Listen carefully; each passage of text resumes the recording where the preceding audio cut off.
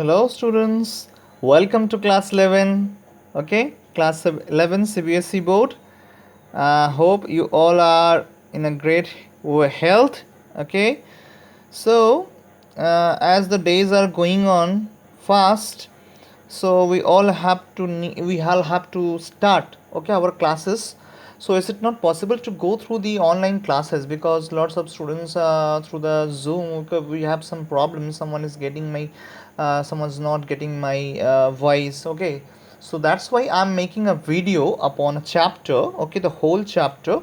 Okay, please watch the video very carefully, and if you have any doubts, so you can comment me on my WhatsApp.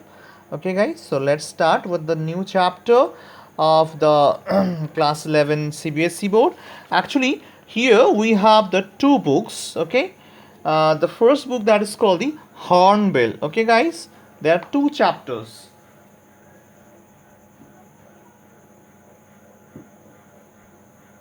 One is the Hornbill. Okay, so let's go with the chapter, the portrait of a lady. Okay, and this is the first chapter of the Hornbill. So before going to the chapter, I'd like to introduce you the portrait of lady. Okay, the portrait of a lady, that the chapter has been written by Khushwant Singh. Okay guys, he is the author, Khushwant Singh. Okay, he is our author of this chapter, the portrait of a lady. So before going to the chapter with the complete summary, before telling the chapter, I'll go to at first about the outline of the story, then theme I will discuss to you, and then I'll go with the complete summary. Okay, and after the chapter, I will send you one PDF of this chapter. Okay, please read the chapter thoroughly. Okay, that will help you a lot. It's not possible to go through the line by line, okay, through the chapter, because it would be too much long video. So let's start. Outline of the story. Actually, the story portrays a grandson's perception. यहाँ पे जो author है खुशवंत सिंह, देख पा रहे हो आप लोग, ठीक है.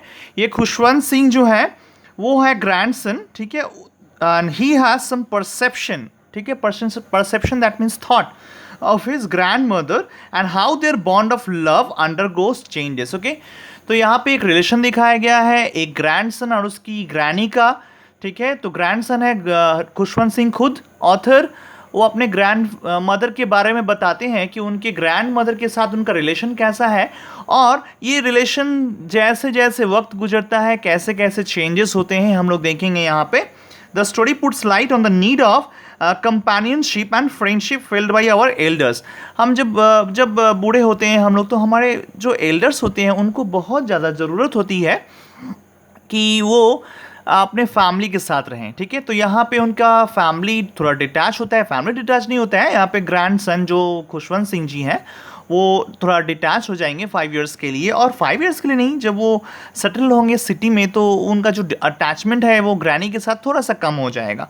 It also shows how love and emotion is experienced by human beings but animals and birds too. The whole story revolves around granny. यहाँ पे दिखाया गया है कि not only human beings upset होते हैं, यहाँ तक कि एनिमल्स भी अपसेट होते हैं हमारे ह्यूमन बींग्स के कैरेक्टर पे, ठीक है. तो हमारे ह्यूमन बींग्स जो हैं, जो अच्छे कैरेक्टर के होते हैं, वो काइंडनेस दिखाते हैं एनिमल्स के प्रति, तो एनिमल्स भी उनको अपना love and sympathy, not sympathy, अपना लव एंड अफेक्शन दिखाते हैं, ठीक है. तो एक टाइम पे जब हम मर जाते हैं तो यहाँ तक देखा जाता है कि एनिमल्स भी हमारे वो डेथ पे वो इमोशन दिखा रहे हैं, ठीक है. तो चलिए चलते हैं अब हम लोग complete summary, not summary, sorry, before going to this I am going to discuss about the theme of this chapter.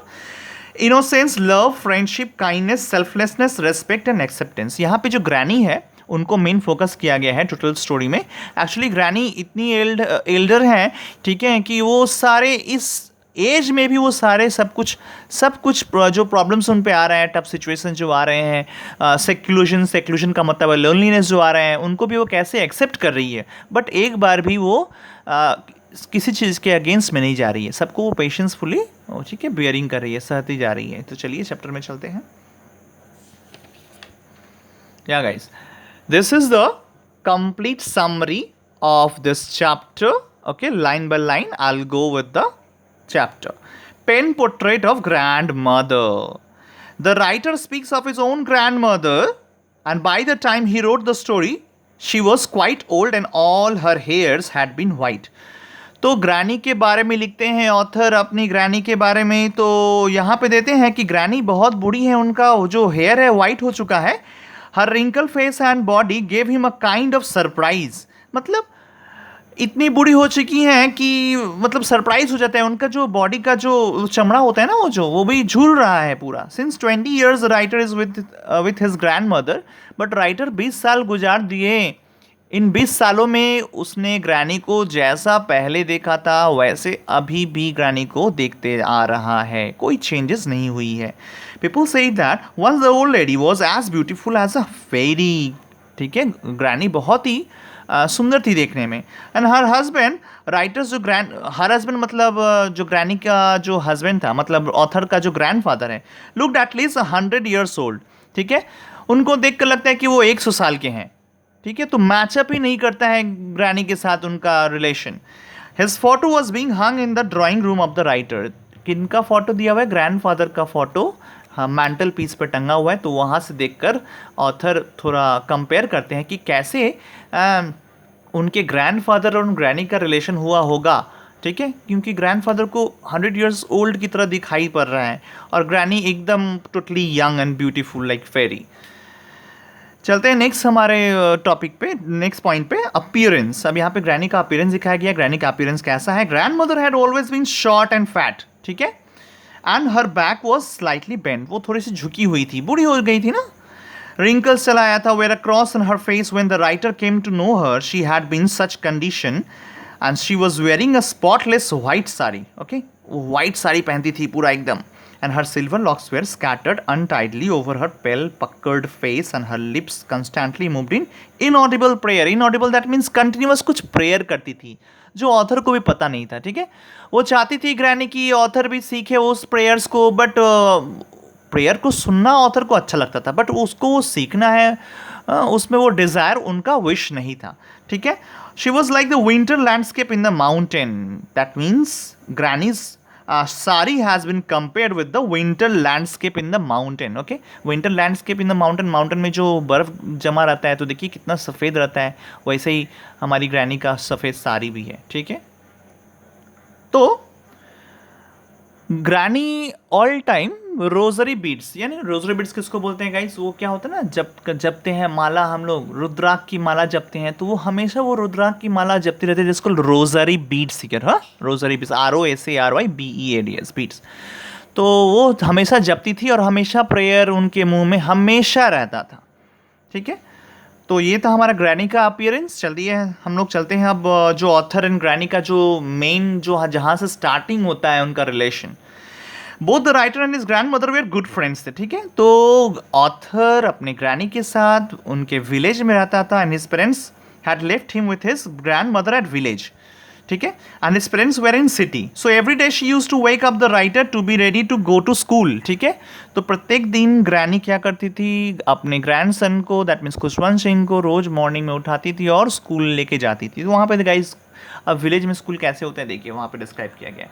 She was uttering the monotonous song while she was bathing. Okay, मैंने अभी बताया आपको कि वो prayer करती थी all time और author के कान में हमेशा वो प्रेयर गूंजते रहे. ठीक है, तो उसका वो हमेशा ख्याल रखती थी. तो स्नान के टाइम पे भी वो मोनोटोनस कंटिन्यूस वो सॉन्ग बोलती रहती थी उनको प्रेयर करने के लिए. The writer liked her very much, वो बहुत ही उनको पसंद करते थे. And his grandmother was going to school with him because there was the temple nearer the school and she would sit among the children and listen to the priest prayer. तो granny उस time पे temple पे जाती थी grandson को लेकर, वहाँ पे उसके साथ ही अटैच था स्कूल. और जब वो जब ग्रैंडसन मतलब खुशवंत सिंह जब जो राइटर थे वो जब स्कूल में अपना पढ़ाई कर रहे थे, तो अब यहाँ पे ग्रैनी वो टेम्पल में प्रेयर या प्रेज करती थी, ठीक है। तो उस वक्त तो ग्रैनी एक यहाँ पे दिखाया गया, मैंने नहीं लिखा है यहाँ पे, ठीक है। तो उसमें भी ग्रैनी एक अपना जो काइंडनेस है वो शो करती थी। कैसे? She use to give stale chapatis, मतलब जो बासी होता है ना, बासी रोटी होता है, ठीक है, स्टेल चपाती यूज़ करती थी वो डॉग को खिलाने के लिए, डॉग को खिलाती थी। इवन अर्ली मॉर्निंग ब्रेकफास्ट भी ऑथर को वो स्टेल चपाती के साथ बटर और चीनी मिलाकर देती थी, ठीक है। तो जो डॉग्स हैं जो मोहल्ले में या टेंपल के पास, वहाँ पे उन डॉग्स को वो खिलाती थी, वो उनको बहुत ही अच्छा लगता था। ये काइंडनेस दिखाता है ग्रैनी का। चलिए, इतना अच्छा बॉन्ड था ग्रैनी एंड ऑथर के बीच में, बट क्या हुआ? A turning point in relationship में चला आया। क्या हुआ? When writer's parents were settle in city, अब राइटर्स के पेरेंट्स सेटल हो चुके हैं और वो चाहते हैं कि ऑथर भी उनके साथ चला आए, and that was a turning point in their friendship. Granny भी उनके साथ गई थी, ग्रैनी भी सेटल्ड हो गई थी सिटी में।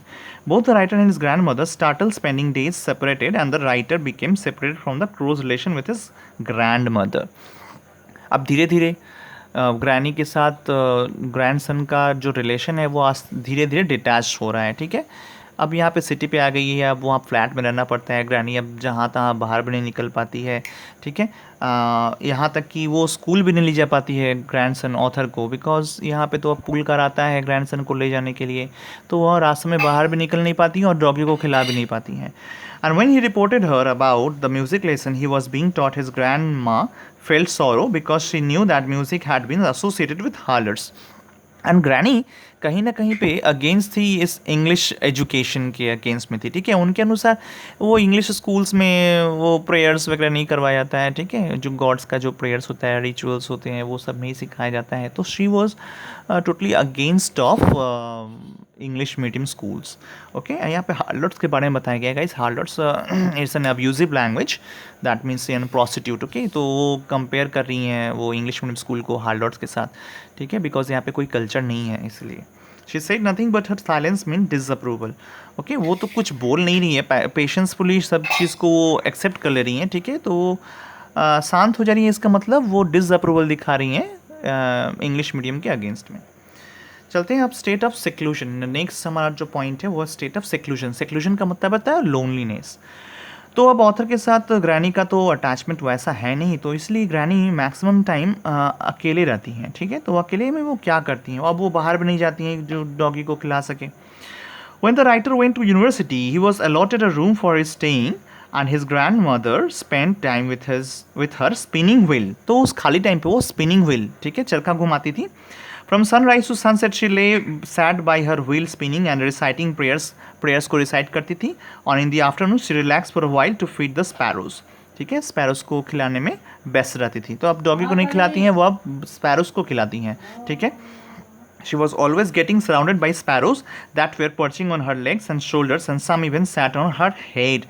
तो देखिए यहाँ पे भी वो जो चिरपिंग बर्ड्स हैं, मतलब जो स्पैरोस हैं, उनको अब वो ग्रैनी को अपना लव दिखा रहे हैं, ठीक है।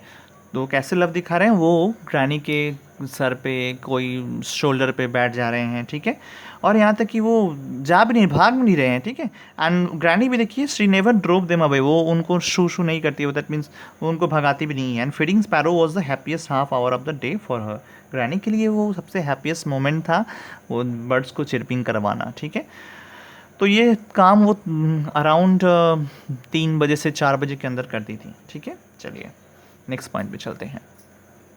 The narrator goes abroad. Okay, यहाँ पे क्या होता है देखिए। When the writer decided to go abroad for further studies and his grandmother would be upset. अब चला आता है ग्रैंड सन का यूनिवर्सिटी, दैट मीन्स अब्रॉड जाने की बारी। अब यहाँ पे बहुत ग्रैंड मदर अपसेट हो जाती हैं, but she came to leave him at the railway station but did not talk or show any emotions. वो आती हैं स्टेशन पे ग्रैंडसन को छोड़ने के लिए और यहाँ पे कुछ इमोशन वो नहीं दिखाती हैं। She was totally absorbed in prayers and her fingers they are busy telling the beads of a rosary. वो अभी भी सेम मोनोटोनस कंटिन्यूअस जो इनऑडिबल प्रेयर है, अभी भी वो प्रेयर करती जा रही हैं। ऑथर ये सब ऑब्जर्व कर रहे हैं कि अभी भी ग्रैनी सेम इस सिचुएशन में भी वो अपना प्रेयर बंद नहीं किए, वो सेम रोजरी बिट्स को काउंटिंग करती जा रही हैं और इनऑडिबल प्रेयर्स बोलती जा रही हैं। तो यहाँ पे एक बताया गया है, it was the last physical contact. Physical contact का मतलब यहाँ पे जो ग्रैनी है वो ग्रैंडसन का जो फोरहेड है वहाँ पे किसकी, ठीक है। तो यहाँ पे बोला गया है कि ये लास्ट फिजिकल कॉन्टैक्ट का ऑथर के साथ ग्रैनी का। The home coming of the author. 5 years हो चुका, and he the author had come back from was received at the station by his grand mother. फिर आती हैं देखिए, फिर वो 20 years की बात बता रहा था जो ऑथर। 20 years तक ग्रैनी कुछ चेंजेस नहीं आया था उनमें, जैसे थी पहले वैसे ही। 5 साल के बाद भी वो जब देख रहे हैं और ग्रैनी को सेम वैसे ही सिचुएशन में देख रहा है। She did not look a day older, उनको देख कर लग ही नहीं रहा कि वो बूढ़ी हुई है एक दिन के लिए भी। The author could feel her pulse as usual, and her sparrows were with her. And that evening, she was seen very happy spending time with her older women folk. ठीक है, होम कमिंग वॉरियर का मतलब क्या होता है guys? जब battle से कोई सोल्जर्स आते हैं तो उनके आने की खुशी में वो होम कमिंग वॉरियर सॉन्ग्स, योद्धाओं के लिए घर आने की खुशी में एक गाना गाया जाता है। तो यहाँ पे ग्रैनी भी वो ढोल लेकर बजा रही हैं बहुत जोड़े जोड़ों से। ऑथर और उनके फैमिली ने उनको थोड़ा अब स्टॉप किया कि आप इतना एज में अभी गाना मत गाइए, ठीक है। फिर भी ग्रैनी वो नहीं रुकती हैं, वो कंटिन्यूस वो कंटिन्यूस वो गाना गाते जा रही हैं, ड्रम भी बजाते जा रही हैं। ग्रैंड मदर्स डेथ, चलिए गाइस बहुत टफ सिचुएशन, यहाँ पे ग्रैनी का डेथ होता है यहाँ पे। The next day morning she was found being ill, ठीक, नेक्स्ट मॉर्निंग में ग्रैनी बहुत इल हो जाती हैं। डॉक्टर्स को बुलाया जाता है, डॉक्टर ने बोला कि माइल्ड फीवर है जस्ट शॉर्ट टाइम के लिए, but she told others that her time had come. But granny बोल रही है कि उनका टाइम अब आ गया है, नियरेस्ट टाइम आ चुका है मरने का, और वो किसी से कुछ बात नहीं करती हैं, वो चुपचाप पीसफुली इन बेड पे सो जाती हैं। एंड टेलिंग हर बिट्स, अपना रोजरी बिट्स को वो कंटिन्यूस है, उनका प्रेयर भी कंटिन्यूस है, ठीक है। तो ये दो चीज़ें जो हैं वो अभी तक नहीं छोड़ी। Next time she breathe at last, और इसी तरह उनकी मौत हो जाती है। उनका जो बोला जाता है, उनका जो रोजरी बिट्स पढ़ने वाला जो हाथ था, ठीक है, वो ले डेट पर गया, इसका मतलब वो उनका देहांत हो गया। चलते हैं हम लोग लास्ट, एकदम समरी के लास्ट में चले आए हैं हम लोग गाइस, ठीक है। यहाँ पे हम लोग देखेंगे कि बर्ड्स के साथ जो बोलते हैं यहाँ पे सब कुछ रिफ्यूजल, ओके। यहाँ तक कि कौन कौन अपसेट हैं उनकी ग्रैनी के, इतनी अच्छी महिला थी, स्ट्रॉन्ग, करेजियस, पेशेंसफुल, इनोसेंट वो लेडी थी ग्रैंड मदर। यहाँ तक कि एनिमल्स भी उनके डेथ पे sadness upset है पूरा totally. Then the funeral arrangements and proceeding went on, and the dead body of the grandmother was covered with a red shroud, okay, कफन, लाल कफन से उनका बॉडी को ढका जाता है। क्रूड स्ट्रेचर, क्रूड स्ट्रेचर किसको बोलते हैं गाइज? हमारे जो हिंदू धर्म में, हमारे हिंदू रिलीजियस में जो होता है ना, वो जब मर जाते हैं तो खाट लाया जाता है, ठीक है, तो उसको बोलते हैं crude stretcher. was brought to be take her to be cremated that means अब लास्ट उनका फ्यूनरल करने के लिए अब ले जाया जाता है। By that time thousands of sparrows sat scattered on the floor and there was no chirping। देखिए उस दिन बर्ड्स भी चिरपिंग नहीं कर रही हैं। When her corpse was taken, the sparrows flew away quietly, and here ends the portrait of a pious lady। तो इस तरह लेडी का अंत होता है और बर्ड्स चिरप नहीं करती हैं उस दिन। यहाँ तक कि ऑथर की माँ ने बर्ड्स को कुछ ब्रेड्स ऑफ क्रम्स दिया था, ठीक है, बट एक भी बर्ड्स जो हैं उस दिन स्पैरोज उस ब्रेड्स ऑफ क्रम को टच भी नहीं करते हैं, ठीक है। दिखाया गया कि लास्ट में दिखाया गया कि वो सारे ब्रेड्स ऑफ क्रम को फेंक दिया जाता है, ठीक है, झाड़ू मार के नेक्स्ट दिन में। तो देखिए गाइस, अगर हम अच्छे हों तो हमारे साथ हमारा जो एनिमल के साथ जो क्लोज कांटेक्ट है वो भी हम लोगों के लिए अपसेट हो जाते हैं, ठीक है। So in one word you can say that granny was too much kindness and pious lady, ठीक है। वो अपना देखिए धर्म का जो वो प्रेयर है वो नहीं छोड़ी लास्ट मोमेंट तक। So guys, this was the chapter and I'm sending you the picture of the summary outline of the story, and then I'll give the question answers, okay. Hope you all have understood. If you couldn't, then please comment me in WhatsApp and I will again make you understand this chapter. Thank you guys, bye bye.